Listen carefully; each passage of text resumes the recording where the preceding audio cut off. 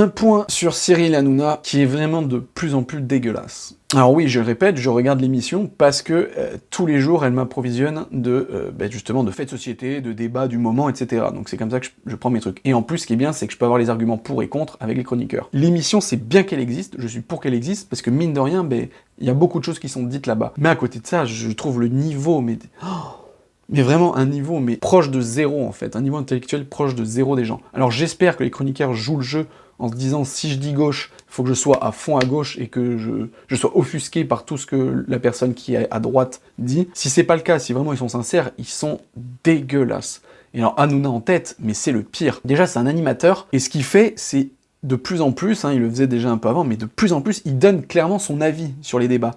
Ce qu'il fait, c'est que c'est pourri parce qu'il anime, il y a deux camps qui s'affrontent, et lui, en fait, il vient comme un juge dire la vérité, la bonne raison. C'est-à-dire que lui, quand il pense un truc, même les chroniqueurs, après, ils doivent fermer leur gueule.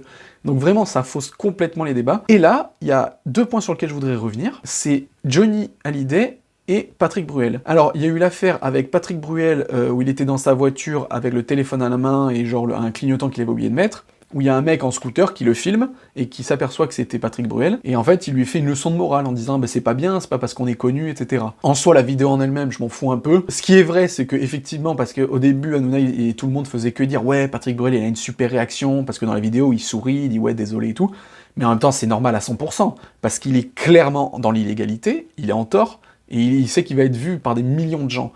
Donc c'est la seule réponse qu'il pouvait faire, avoir le sourire et dire désolé. S'il aurait commencé à s'énerver contre le mec, là ça aurait été fini pour lui. Donc en soi c'était la seule solution possible à faire. Maintenant, ce qui me fait rire, c'est que même Hanouna lui-même, donc il défend Bruel, et il dit, c'est vrai que c'est chiant les gens comme ça qui vous fument et tout, et il dit, en déconnant mais en le disant vraiment, que si c'était lui, il aurait craché sur le mec qui l'aurait filmé. En gros, il aurait dit, voilà, moi je vous préviens à l'avance, comme ça, si une vidéo sort comme ça, vous serez pas choqués de ma réaction. Du genre, ouais, moi je me serais énervé. Et bizarrement, quand on a retrouvé le propriétaire de cette vidéo, qui est un jeune influenceur rappeur arabe, et ben là, ah bah tiens, Hanouna, il s'est mis complètement du côté du mec qui a filmé. Pendant la séquence, il a jamais dit devant lui, putain, mais moi je t'aurais mis une claque ou je t'aurais craché dessus et tout. Non, c'était, ouais, bah après il a fait ça, c'est pas grave et tout, c'est bon enfant et tout. Enfin, vraiment, il a une façon de changer d'opinion en fonction des gens, c'est incroyable. Et le deuxième point, c'est sur l'affaire de Laetitia Hallyday qui devrait des millions apparemment au fisc. Je crois qu'il y a même 40 millions, un truc comme ça.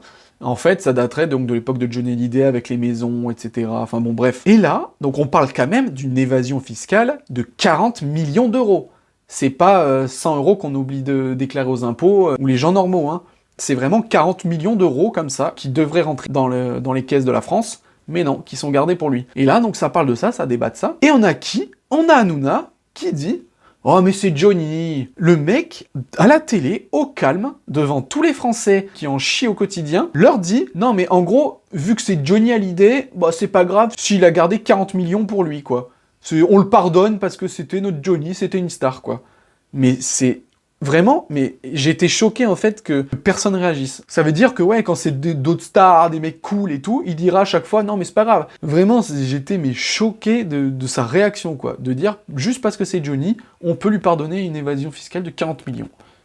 Donc voilà un peu le personnage Hanouna, quoi. Il est devenu prêcheur de la bonne parole, hein, quand il y a des débats, c'est lui qui dit la fin et la vérité de si c'est bien ou pas bien.